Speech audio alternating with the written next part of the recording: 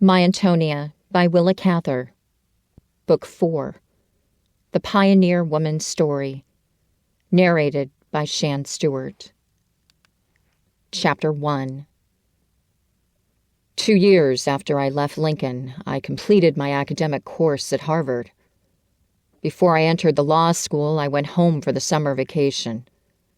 On the night of my arrival, Mrs. Harling and Frances and Sally came over to greet me. Everything seemed just as it used to be. My grandparents looked very little older. Frances Harling was married now, and she and her husband managed the Harling interests in Blackhawk. When we gathered in grandmother's parlor, I could hardly believe that I'd been away at all. One subject, however, we avoided all evening. When I was walking home with Frances after we had left Mrs. Harling at her gate, she said simply, "You know, of course, about poor Antonia." Poor Antonia. Everyone would be saying that now, I thought bitterly. I replied that grandmother had written me how Antonia went away to marry Larry Donovan at some place where he was working, that he had deserted her and that there was now a baby. This was all I knew. "He never married her," Frances said. "I haven't seen her since she came back. She lives at home, on the farm, and almost never comes to town. She brought the baby in to show it to Mama once. I'm afraid she settled down to be Ambrose's drudge for good." I tried to shut Antonia out of my mind. I was bitterly disappointed in her. I could not forgive her for becoming an object of pity, while Lena Lingard, for whom people had always foretold trouble, was now the leading dressmaker of Lincoln, much respected in Blackhawk. Lena gave her heart away when she felt like it, but she kept her head for her business and had got on in the world. Just then it was the fashion to speak indulgently of Lena and severely of Tiny Soderball, who had quietly gone west to try her fortune the year before. A Blackhawk boy just back from Seattle brought the news that Tiny had not gone to the coast on a venture, as she'd allowed people to think, but with very definite plans. One of the roving promoters that used to stop at Mrs. Gardner's hotel owned idle property along the waterfront in Seattle, and he had offered to set Tiny up in business in one of his empty buildings. She was now conducting a sailor's lodging house. This, everyone said, would be the end of Tiny. Even if she had begun by running a decent place, she couldn't keep it up. All sailors' boarding houses were alike. When I thought about it, I discovered that I had never known Tiny as well as I knew the other girls. I remembered her tripping briskly about the dining room on her high heels, carrying a big tray full of dishes, glancing rather pertly at the spruce traveling men and contemptuously at the scrubby ones, who were so afraid of her that they didn't dare to ask for 2 kinds of pie. Now it had occurred to me that perhaps the sailors, too, might be afraid of Tiny. How astonished we should have been as we sat talking about her on Frances Harling's front porch. If we could have known what her future was really to be. Of all the girls and boys who grew up together in Blackhawk, Tiny Soderball was to lead the most adventurous life and to achieve the most solid worldly success. This is what actually happened to Tiny. While she was running her lodging house in Seattle, gold was discovered in Alaska. Miners and sailors came back from the north with wonderful stories and pouches of gold. Tiny saw it and weighed it in her hands. That daring which nobody had ever suspected in her awoke. She sold her business and set out for Circle City in company with a carpenter and his wife, who she had persuaded to go along with her. They reached Skagway in a snowstorm, went in dog sledges over the Chilkoot Pass, and shot the Yukon in flatboats. They reached Circle City on the very day when some Siwash Indians came into the settlement with the report that there had been a rich gold strike farther up the river, on a certain Klondike Creek. 2 days later, Tiny and her friends, Nearly everyone else in Circle City started for the Klondike Fields on the last steamer that went up the Yukon before it froze for the winter. That buttload of people founded Dawson City. Within a few weeks, there were 1,500 homeless men in camp. Tiny and the carpenter's wife began to cook for them in a tent. The miners gave her a building lot, and the carpenter put up a log hotel for her. There, she sometimes fed 150 men a day. Miners came in on snowshoes from their placer claims 20 miles away to buy fresh bread from her, and paid for it in gold. That winter, Tiny kept in her hotel, a Swede whose legs had been frozen one night in a storm when he was trying to find his way back to his cabin. The poor fellow thought it a great good fortune to be cared for by a woman, and a woman who spoke his own tongue. When he was told that his feet must be amputated, he said he hoped he would not get well. What could a working man do in this hard world without feet? He did, in fact, die from the operation, but not before he had deeded Tiny Soderball his claim on Hunker Creek. Tiny sold her hotel, invested half her money in Dawson building lots, and with the rest, she developed her claim. She went off into the wilds and lived on the claim. She bought other claims from discouraged miners, traded or sold them on percentages. After nearly 10 years in the Klondike, Tiny returned with a considerable fortune to live in San Francisco. I met her in Salt Lake City in 1908. She was a thin, hard-faced woman, very well-dressed, very reserved in manner. Curiously enough, she reminded me of Mrs. Gardner, for whom she had worked in Black Hawk so long ago. She told me about some of the desperate chances she had taken in the gold country, but the thrill of them was quite gone. She said frankly that nothing interested her much now, but making money. The only two human beings of whom she spoke with any feeling were the Swede Johnson who had given her his claim, and Lena Lingard. She had persuaded Lena to come to San Francisco and go into business there. Lincoln was never any place for her, Tiny remarked. In a town of that size, Lena would always be gossiped about. Frisco's the right field for her. She has a fine class of trade. Oh, she's just the same as she always was. She's careless, but she's level-headed. She's the only person I know who never gets any older. It's fine for me to have her there. Somebody who enjoys things like that.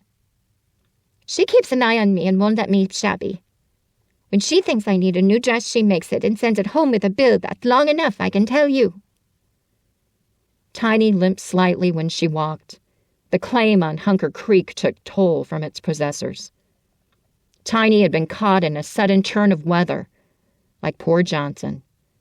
She lost 3 toes from one of those pretty little feet that used to trip about Black Hawk in pointed slippers and striped stockings. Tiny mentioned this mutilation quite casually. Didn't seem sensitive about it.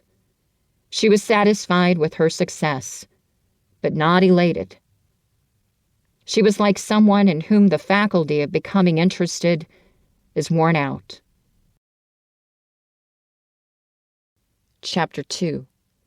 Soon after I got home that summer, I persuaded my grandparents to have their photographs taken, and one morning I went into the photographer's shop to arrange for sittings. While I was waiting for him to come out of his developing room, I walked about trying to recognize the likeness on his walls. Girls in commencement dresses, country brides and grooms holding hands, family groups of 3 generations.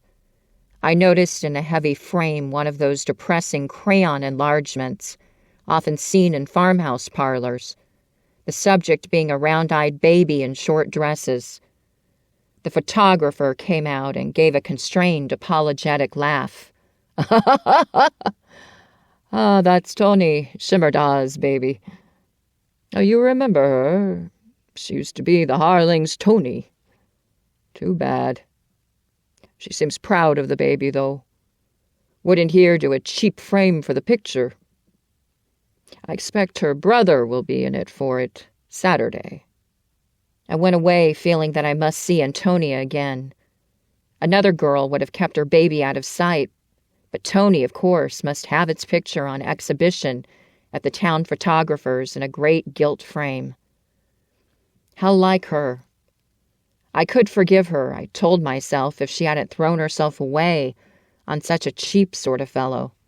Larry Donovan was a passenger conductor, one of those train crew aristocrats who are always afraid that someone may ask them to put up a car window, and who, if requested to perform such a menial service, silently point to the button that calls the porter.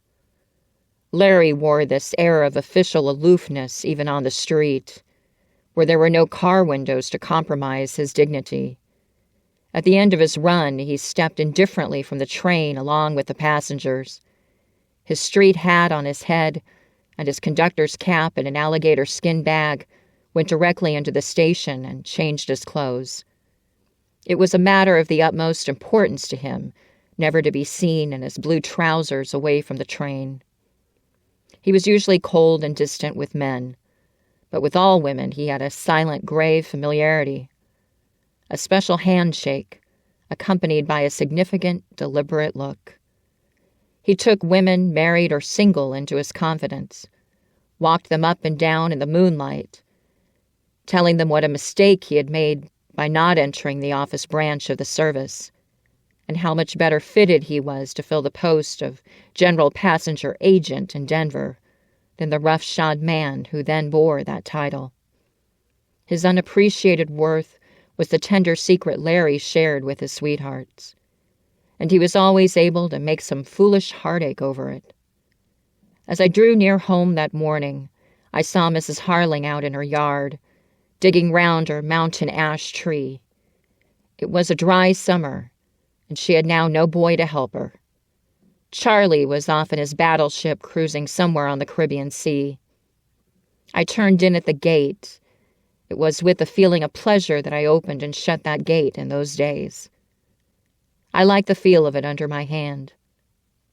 I took the spade away from Mrs. Harling, and while I loosened the earth around the tree, she sat down on the steps and talked about the Oriole family that had a nest in its branches.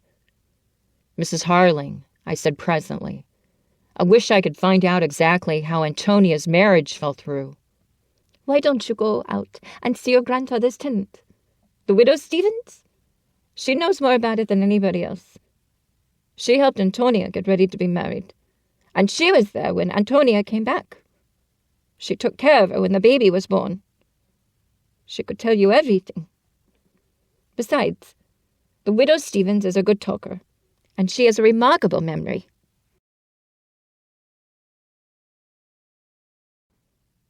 Chapter 3. On the 1st or 2nd day of August, I got a horse and cart and set out for the high country to visit the widow Stevens. The wheat harvest was over, and here and there along the horizon I could see black puffs of smoke from the steam threshing machines. The old pasture land was now being broken up into wheat fields and cornfields. The red grass was disappearing, and the whole face of the country was changing. There were wooden houses where the old sod dwellings used to be, and little orchards and big red barns. All this meant happy children, contented women, and men who saw their lives coming to a fortunate issue. The windy springs and the blazing summers, one after another, had enriched and mellowed that flat tableland. All the human effort that had gone into it was coming back in long, sweeping lines of fertility. The changes seemed beautiful and harmonious to me. It was like watching the growth of a great man or of a great idea. I recognized every tree and sandbank and rugged draw. I found that I remembered the conformation of the land as one remembers the modeling of human faces. When I drew up to our old windmill, the widow Stevens came out to meet me. She was brown as an Indian woman, tall and very strong. When I was little, her massive head had always seemed to me like a Roman senator's. I told her at once why I had come. "You'll stay the night with us, Jimmy? I'll talk to you after supper. I can take more interest when my work is off my mind. You've no prejudice against hot biscuit for supper. Some have these days." While I was putting my horse away, I heard a rooster squawking. I looked at my watch and sighed. It was 3:00, and I knew that I must eat him at 6. After supper, Mrs. Stevens and I went upstairs to the old sitting room, while our grave, silent brother remained in the basement to read his farm papers. All the windows were open. The white summer moon was shining outside. The windmill was pumping lazily in the light breeze. My hostess put the lamp on a stand in the corner and turned it low because of the heat. She sat down in her favorite rocking chair and settled a little stool comfortably under her tired feet. "I'm troubled with Calla," says Jim. "Getting old," she sighed cheerfully. She crossed her hands in her lap and sat as if she were at a meeting of some kind. "Now, it's about that dear Antonia you want to know. Well, you've come to the right person. I've watched her like she'd been my own daughter. When she came home to do her sewing that summer before she was to be married, she was over here about every day. They've never had a sewing machine at the Shimmerdahs, and she made all her things here. I taught her hem-stitching, and I helped her to cut and fit. She used to sit there at that machine by the window, peddling the life out of it. She was so strong, and always singing them queer bohemian songs like she was the happiest thing in the world. 'Antonia,' I used to say, 'don't run that machine so fast. You won't hasten the day none that way.' Then she'd laugh and slow down for a little. But she'd soon forget and begin to pedal and sing again.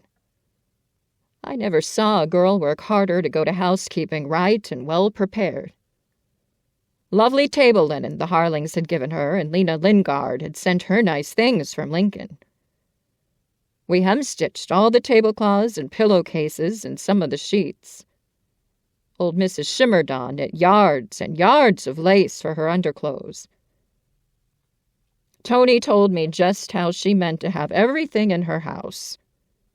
She'd even bought silver spoons and forks and kept them in her trunk. She was always coaxing Brother to go to the post office. Her young man did write her real often, from the different towns along his run. The first thing that troubled her was when he wrote that his run had been changed. They would likely have to live in Denver. "I'm a country girl," she said, "and I doubt if I'll be able to manage so well for him in the city.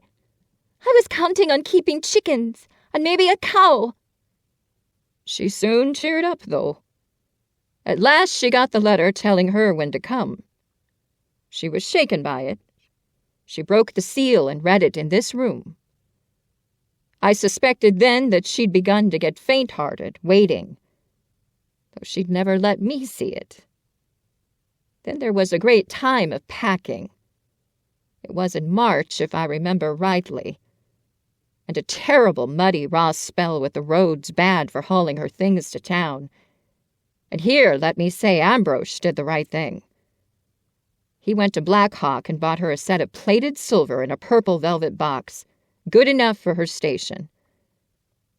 He gave her $300 in money. I saw the check. He collected her wages all those first years she worked out, and it was but right. I shook him by the hand in this room. "You're behaving like a man, Ambrose," I said, "and I'm glad to see it, son." 'Twas a cold, raw day he drove her in 3 trunks into Black Hawk to take the night train for Denver. The boxes had been shipped before, and he stopped the wagon here, and she ran in to tell me goodbye. She threw her arms around me and kissed me and thanked me for all I'd done for her. She was so happy she was crying and laughing at the same time, and her red cheeks was all wet with rain. "You're surely handsome enough for any man," I said, looking her over. She laughed kind of flighty-like and whispered, "Goodbye, dear house," and then ran out to the wagon. I expect she meant that for you and your grandmother as much as for me, so I'm particular to tell you. This house had always been a refuge to her. Well, in a few days we had a letter saying she got to Denver safe, and he was there to meet her. They were to be married in a few days. He was trying to get his promotion before he married, she said. I didn't like that, but I said nothing. The next week, Yulka got a postal card saying she was well and happy. And after that, we heard nothing. A month went by, and old Mrs. Shimerda began to get fretful. Ambrosch was as sulky with me as if I'd picked out the man and arranged the match. One night, Brother William came in and said that on his way back from the fields, he had passed a livery team from town, driving fast out the west road. There was a trunk on the front seat with the driver and another behind. In the back seat, there was a woman all bundled up, but for all her veils, he thought, 'twas Antonia Shimerda, or Antonia Donovan, as her name ought now to be. The next morning, I got Brother to drive me over. I can walk still, but my feet ain't what they used to be, and I try to save myself. The lines outside the Shimerda's house was full of washing, though it was the middle of the week. As we got nearer, I saw a sight that made my heart sink. All those underclothes we'd put so much work on, out there swinging in the wind. Yulka came bringing a dishpan full of wrung clothes, but she darted back into the house like she was loath to see us. When I went in, Antonia was standing over the tubs, just finishing up a big washing. Mrs. Shimerda was going about her work, talking and scolding to herself. She didn't so much as raise her eyes. Tony wiped her hand on her apron and held it out to me, looking at me steady but mournful. When I took her in my arms, she drew away. "Don't, Mrs. Stevens," she says. "You'll make me cry. I don't want to." I whispered and asked her to come out of doors with me. I knew she couldn't talk free before her mother. She went out with me bareheaded, and we walked up toward the garden. "I'm not married, Mrs. Stevens," she says to me, very quiet and natural-like. "And I ought to be." "Oh, my child," says I, "what's happened to you? Don't be afraid to tell me." She sat down on the draw side out of sight of the house. "He's run away from me," she said. "I don't know if he ever meant to marry me." "You mean he's thrown up his job and quit the country?" says I. "He didn't have any job.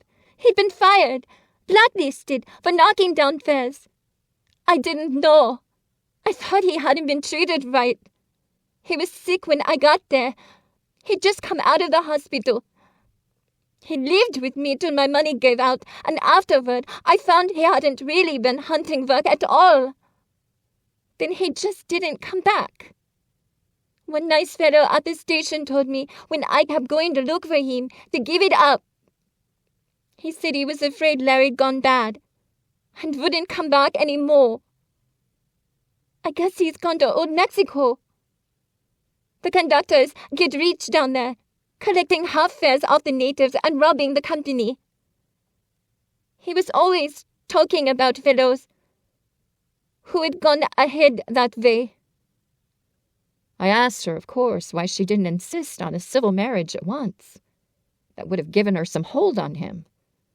She leaned her head on her hands, poor child, and said, "I just don't know, Mrs. Stevens. I guess my patience was wore out, waiting so long. I thought if he saw how well I could do for him, he'd want to stay with me." "Jimmy?" I sat right down on that bank beside her and made lament. I cried like a young thing. I couldn't help it. I was just about heartbroke. It was One of them lovely warm May days, and the wind was blowing and the colts jumping around in the pastures, but I felt bowed with despair. My Antonia, that had so much good in her, had come home disgraced. And that Lena Lingard, that was always a bad one, say what you will, had turned out so well and was coming home every summer in her silks and her satins and doing so much for her mother. I give credit where credit is due, but you know well enough, Jim Burden, there is a great difference in the principles of those two girls. And here it was, the good one, that had come to grief. I was poor comfort to her. I marveled at her calm. And as we went back to the house, she stopped to feel of her clothes to see if they was drying well. It seemed to take pride in their whiteness. She said she'd been living in a brick block where she didn't have proper conveniences to wash them. The next time I saw Antonia, she was out in the fields plowing corn. All that spring and summer she did the work of a man on the farm. Seemed to be an understood thing. Ambrose didn't get any other hand to help him. And poor Marek had got violent and been sent away to an institution a good while back. We never even saw of Tony's pretty dresses. She didn't take them out of her trunks. She was quiet and steady. Folks respected her industry and tried to treat her as if nothing had happened. They talked, to be sure, but not like they would if she'd put on airs. She was so crushed and quiet that nobody seemed to want to humble her. She never went anywhere. All that summer, she never once came to see me. At first, I was hurt. But I got to feel that it was because this house reminded her of too much. I went over there when I could. But the times when she was in from the fields were the times when I was busiest here. She talked about the grain and the weather as if she had had another interest, and if I went over at night, she always looked dead weary.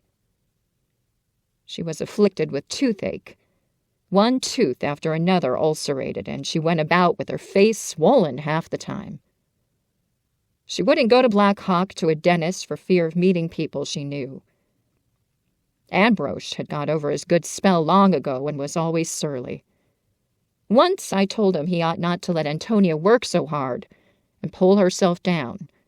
He said, "If you put that in her head, you better stay home." And after that, I did. Antonia worked on through harvest and threshing, though she was too modest to go out threshing for the neighbors, like when she was young and free. I didn't see much of her until late that fall when she began to herd Ambrose's cattle in the open ground north of here, up toward the big dog town. Sometimes she used to bring them over the West Hill there, and I would run to meet her and walk north a piece with her. She had 30 cattle in her bunch. It had been dry, and the pasture was short, and she wouldn't have brought them so far. It was a fine open fall, and she liked to be alone. While the steers grazed, she used to sit on them grassy banks along the draws and sun herself for hours. Sometimes I slipped up to visit with her when she hadn't gone too far. It does seem like I ought to make lace or knit, like Lena used to, she said one day. But if I start to work, I look around and forget to go on. It seems such a little while ago when Jean Burden and I was playing all over this country. Up here I can pick out the very places where my father used to stand. Sometimes I feel like I'm not going to live very long. So I'm just enjoying every day of this fall. After the winter begun, she wore a man's long overcoat and boots, and a man's felt hat with a wide brim. I used to watch her coming and going, and I could see that her steps were getting heavier. One day in December, the snow began to fall. Late in the afternoon, I saw Antonia driving her cattle homeward across the hill. The snow was flying round her, and she bent to face it, looking more lonesome-like to me than usual.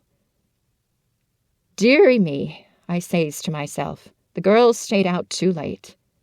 It'll be dark before she gets them cattle put into the corral. I seemed to sense she'd been feeling too miserable to get up and drive them. And that very night, it happened. She got her cattle home, turned them into the corral, and went into the house, into a room behind the kitchen, and shut the door. There, without calling to anybody, without a groan, she lay down on the bed and bore her child. I was lifting supper when old Mrs. Shimerdaw came running down the basement stairs, out of breath and screeching. "Baby come! Baby come!" she says. "Ambrose, much like devil." Brother William is surely a patient man. He was just ready to sit down to a hot supper after a long day in the fields. Without a word, he rose and went down to the barn and hooked up his team. He got us over there as quick as it was humanly possible. I went right in and began to do for Antonia, but she laid there with her eyes shut and took no account of me. The old woman got a tub full of warm water to wash the baby, and I overlooked what she was doing, and I said out loud, "Mrs. Shimerdaw, don't you put that strong yellow soap near that baby. You'll blister its little skin." I was indignant. "Mrs. Stevens," Antonia said from the bed, "if you look in the top tray of my trunk, you'll see some fine soap." That was the first word she spoke. After I dressed the baby, I took it out to show it to Ambrose. He was muttering behind the stove and wouldn't look at it. "You'd better put it out in the rain barrel," he says. "Now see here, Ambrose," says I. "There's a law in this land, don't forget that. I stand here a witness that this baby has come into the world sound and strong, and I intend to keep an eye on what befalls it." I pride myself I cowed him. "Well, I expect you're not much interested in babies, but Antonia's got on fine. She loved it from the first as dearly as if she'd had a ring on her finger, and was never ashamed of it. It's a year and 8 months old now, and no baby was ever better cared for. Ántonia is a natural-born mother. I wish she could marry and raise a family, but I don't know as there's much chance now." I slept that night in the room I used to have when I was a little boy, with the summer wind blowing in at the windows, bringing the smell of the ripe fields. I lay awake and watched the moonlight shining over the barn and the stacks and the pond, and the windmill making its old dark shadow against the blue sky.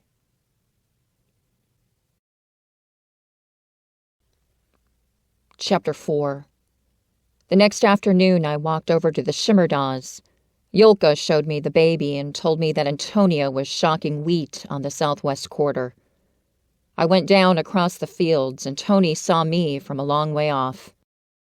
She stood still by her shocks, leaning on her pitchfork, watching me as I came. We met like the people in the old song, in silence, if not in tears. Her warm hand clasped mine. "I thought you'd come, Jim. I heard you were at Mrs. Stevens last night. I've been looking for you all day." She was thinner than I'd ever seen her, and looked, as Mrs. Stevens said, "Worked down." But there was a new kind of strength in the gravity of her face, and her color still gave her that look of deep-seated health and ardor. Still? Why, it flashed across me that though so much had happened in her life and in mine, she was barely 24 years old. Ántonia stuck her fork in the ground, and instinctively we walked toward that unplowed patch at the crossing of the roads as the fittest place to talk to each other. We sat down outside the sagging wire fence, that shut Mr. Shimmerdaw's plot off from the rest of the world.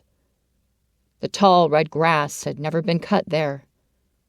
It had died down in winter and come up again in the spring, until it was as thick and shrubby as some tropical garden grass. I found myself telling her everything. Why I had decided to study law and to go into the law office of one of my mother's relatives in New York City.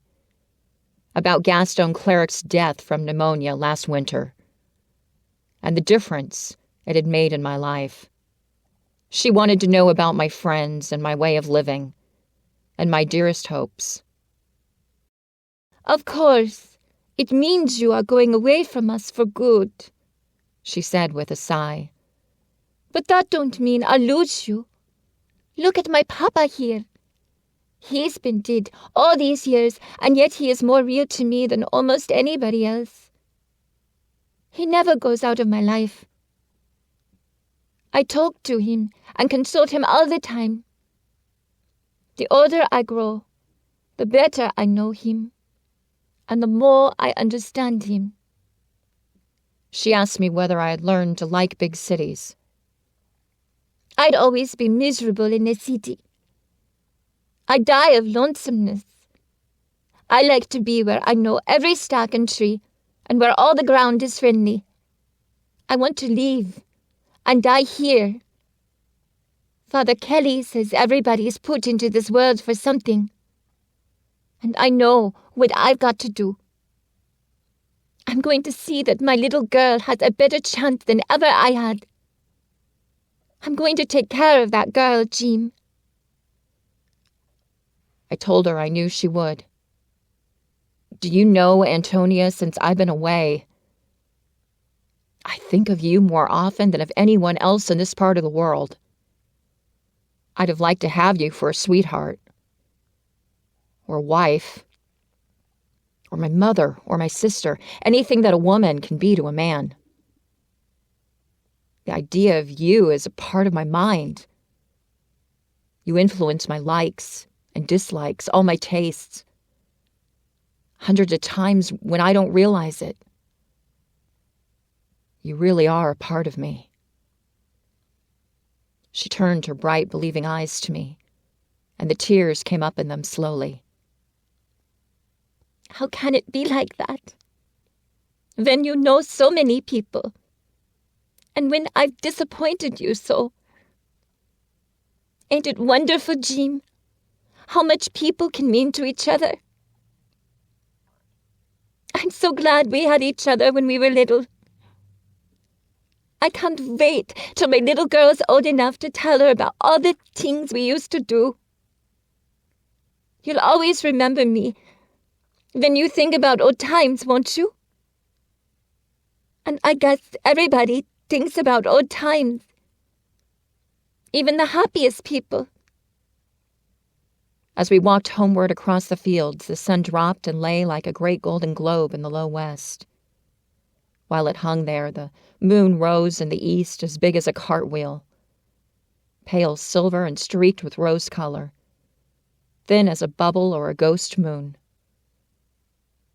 For 5, perhaps 10 minutes, the two luminaries confronted each other across the level land resting on opposite edges of the world.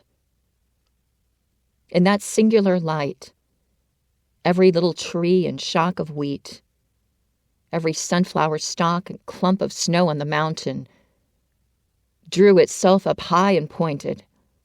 The very clods and furrows in the fields seemed to stand up sharply.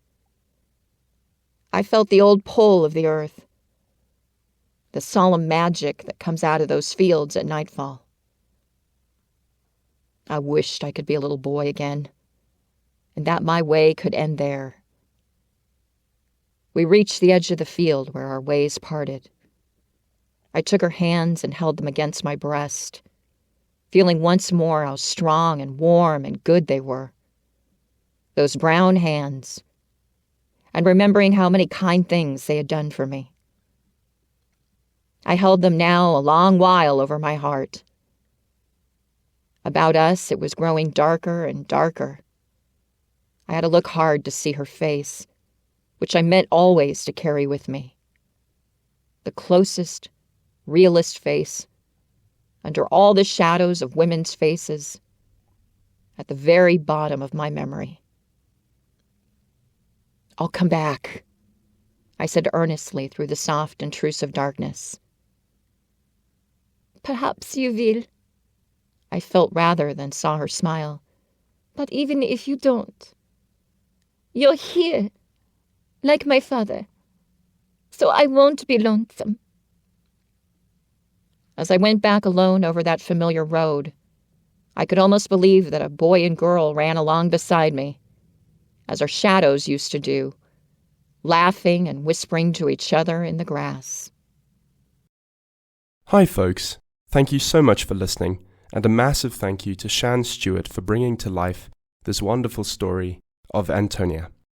If you did make it to the end of the video, then please do put the code words @myAntonia to show that you listened to everything. And please do share your comments, your thoughts. I'd love to know what you thought of the book. And if you'd like to support the channel, then please do consider becoming a patron on Patreon, or by using the Super Thanks feature to tip the narrator. That's by the like button on this video, or by becoming a member of this channel, for which you will be able to receive early access to future audiobooks.